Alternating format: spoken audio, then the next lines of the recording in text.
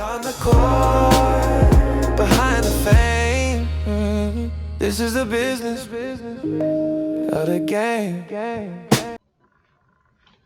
What's up, everybody? It's Fred Cannon back for another episode of the Business of the Game here on the Big East Energy Network. Hope everybody had a great Thanksgiving break. Had a chance to settle in and watch some great basketball.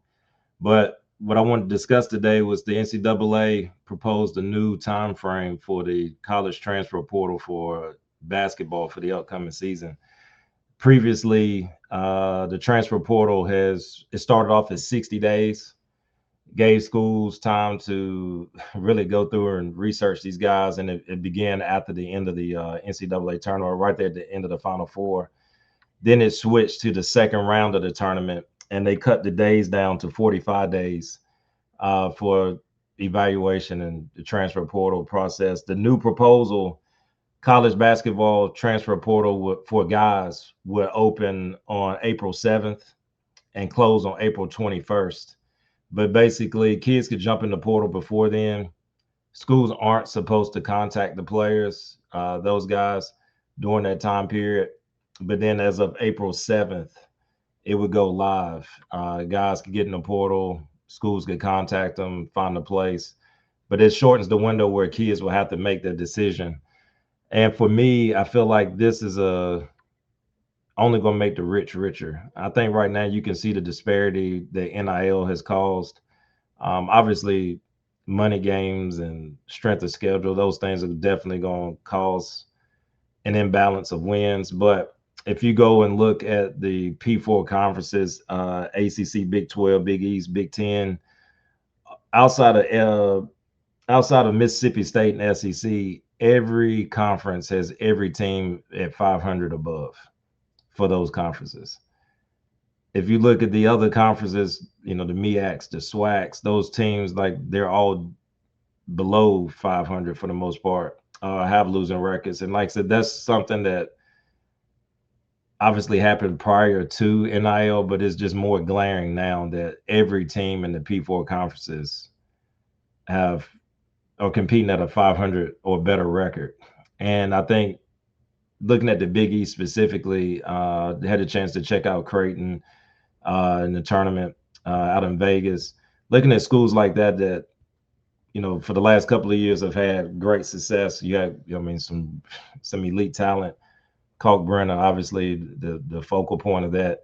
But you look at this year's Creighton team that had a lot of turnover in the roster, brought a lot of guys in through the portal, very talented guys. But seeing how fast that teams are hoping that these things mesh, new rosters.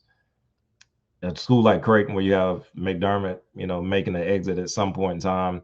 So there's a lot of transition in there. And NIL, even with all that in place, NIL has allowed them to still maintain a 500 above record, playing a pretty tough schedule. This isn't a case where they were playing, D2 schools. They went and played some really good teams, Iowa State, Oregon, those type of caliber teams, Gonzaga.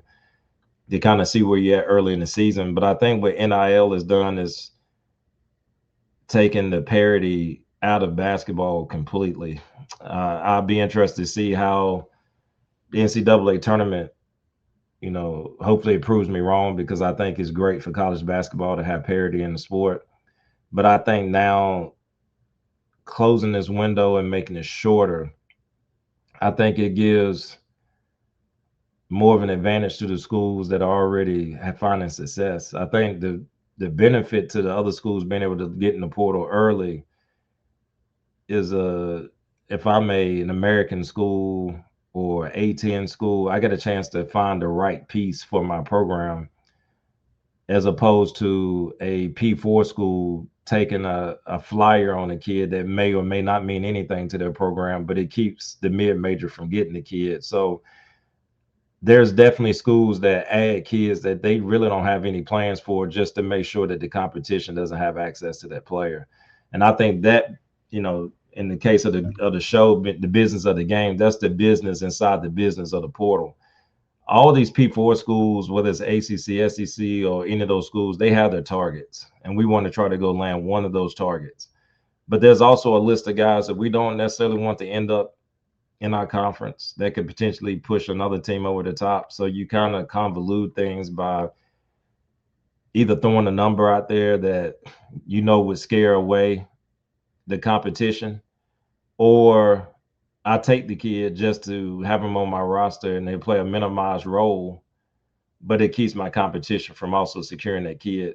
So that business definitely happens on a regular basis. But I think the shortened window, if it passes, definitely lends itself to the higher level schools. It's going to have the mid-major, low-major schools scrambling to kind of pick up the scraps, so to speak, after the portal clears.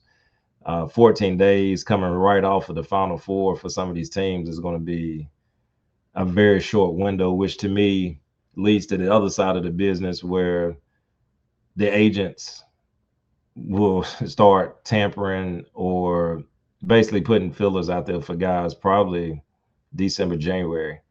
So even during the season, you'll have guys that's 1 foot in, 1 foot out looking for that next move. And I think that's the question that the NCAA is going to have to figure out is the shortened window beneficial to anybody? I think it definitely should be after the NCAA tournament. Let the kids, let the coaches, everybody go and compete. And then once it's over, I would give it a week. I would give it a full week from the Final Four, the conclusion of the Final Four. That way schools, if they want to make coaching changes or coaches want to take new jobs, you got a week to kind of get all this stuff out the way, and then everybody starts that second week. And I know it gets complicated because you also have to figure in the high school live periods. I mean, there's a lot of moving pieces to that thing, but I think what I would like to see happen is the high school live period move to May, and then you do the scholastic live period in June, and then you have the follow-up AAU live periods in July. Basically, it makes the college recruiting period, I mean, it's basically 12 months at this point, but I think you can kind of separate the high school from the collegiate transfer portal and kind of give everybody a fighting chance to positively impact their rosters or, make their rosters better. But I thought that was an interesting proposal from the NCAA. Obviously, it hasn't been passed yet, but I think, that's something for people to look out for. The other thing that's on the table is in December, well, this month now, is the possibility of a fifth year being added for college athletes. I don't know if that'll actually pass, but if it does, adding that plus the shortened transfer portal window definitely could shake things up quite a bit around the landscape. So that's something for all the basketball fans to, keep an eye on. Speaking directly to the Big East, I think if the schools really buy into this thing and really invest, I think the Big East has a unique opportunity to go ahead and put themselves right in the thick of things as a whole if everybody commits to the NIL process without having to split the monies with football like the SEC, Big 10, Big 12, ACC. The Big East has a chance. I think St. John's has done a good job of, basically setting the foundation that, look, we in this to try to win a national championship, and we're going to pay the right guys the right amount of money to make sure that they come to our school.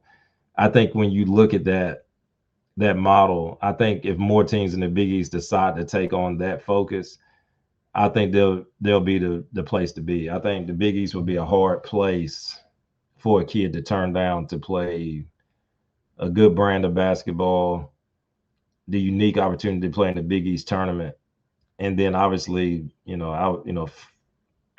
things start off a little rocky for some of the teams, but I still think the Big East is 4 to 6 teams in the NCAA tournament. I think some people hit the panic button a little early. I think when it's all said and done, the usual players will be in play, and things will be on the up and up. And I think going into next year, I think it only gets better for the Big East once they decide how aggressive they want to go in the transfer portal and still be able to, recruit good high school guys. I think the Big East has the luxury of kind of playing in both fields in order to create a competitive advantage. So it'll be interesting to see how things play out for the Big East. Looking at the early schedules, how teams are performing based on NIL, presumed NIL involvement. I think the teams are stacking up pretty well. Obviously, the fan bases won't want to hear that. The expectations at a UConn or St. John's and some of those teams like Villanova, the expectations are what they are, and it should be. But I think what Cooley's done at Georgetown early on is positive. I think as a whole, the conference is performing well. Is obviously are the games that you wish you could get back, absolutely. But considering what the climate looks like, I think it's still too early to tell. I think over this next 2 to 3 weeks, you'll definitely be able to see who the real players are. But I think with NIL coming into this season, I think the teams have done enough to secure space as a formidable opponent for anybody in the country. I think all these teams in the Big East could definitely bring trouble to a lot of the different teams around the country. I don't care who the coaching staffs are or what recruits you brought in. I think there's going to be games where the Big East comes out on top against some very good teams as things start to settle in. And then, like I said, going into next year, I think the money, being able to spread the money out a little bit more than the other schools is definitely a distinct advantage to the Big East. I just think they have to perform well enough this year to get kids engaged and then hit a couple of home runs in the portal. But I think those things will definitely happen going into next year. Obviously, teams, like I said, with Creighton, I'm not sure how long McDermott plans to stay. But even if he returns or if Huss takes over, I think they're in a good situation to keep business as usual. I think you'll start seeing that team turn the corner. Had some injuries, but I was encouraged by what I saw. The Gonzaga game left a lot of people wondering what it was going to look like. Obviously, Gonzaga's a good team, but I don't think anybody expected them to beat them handedly like that. But to come back and compete with a tough Iowa State team, come back and get the win against the Oregon team, I think you can come back, getting back to your schedule and feel positive that you're headed in the right direction. But I think overall, just looking at the early start across the board, I think for schools that had questions, the Carolinas, I thought UNC was a team that could be hit or miss. I don't know if anybody expected Caleb Wilson to be what he's showing to be right now. And even with the injury of Seth Trimble, that team is still competing at a very high level. Michigan State came out and showed that Tom Izzo continues to show that he's going to get it done regardless of what the rule changes are. And I think he's done a good job of keeping that culture very clear. So with NIL reaping its head into things, I think the coaches and the staffs that are best prepared for it have continued to move on as is. Michigan has enhanced what they already had built. Dusty May has done an incredible job of creating a new environment there since the Juwan Howard era. And the last 3 to 4 games, like pure dominance. Large double point victories over very good programs. And the team appears to be clicking on all cylinders. So when you start seeing teams like that showing early, Duke, even with the new pieces, young guys, Cam Boozer looks like the real deal. It's cool to see these powerhouse programs show that, like I said, with or without NIL, we're going to continue to produce like we've already, always produced. The thing is once they start playing these, teams and the games mean something. Once you hit conference play, we'll be able to see how these freshmen hold up, and then the pressures of the NIL money, we can see how that plays out on the kids' performances, coaching performances as well. You lose 1 or 2 in a row. How do the kids respond? How do the teams respond? Do the rumors start to kick in very quickly? So college basketball, as always, I feel like is in a very, very great place. Obviously, you can start pointing around at different programs and seeing where they're at. But in the off season, I thought the schools did a good job of playing great competition as opposed to previous years where the first 3 to 4 games are a wash. I thought across the board, there's been some really high level games to be early on in the season. So I'm encouraged to see exactly what the rest of the season looks like as we head into December. But with only 6 to 8 games to measure by, I think the rich have definitely gotten richer with the NIL process. And then with the proposed changes, I think we'll see this to be continued going into the spring of next year as the portal shakes out a little bit. As you know, football is about to hit the portal, is about to open January 2nd. I think the last number I saw was 7,000 kids already in the portal, and the football playoffs and bowl games haven't even started. So that number is going to be astronomical on the number of kids that are jumping into that football portal.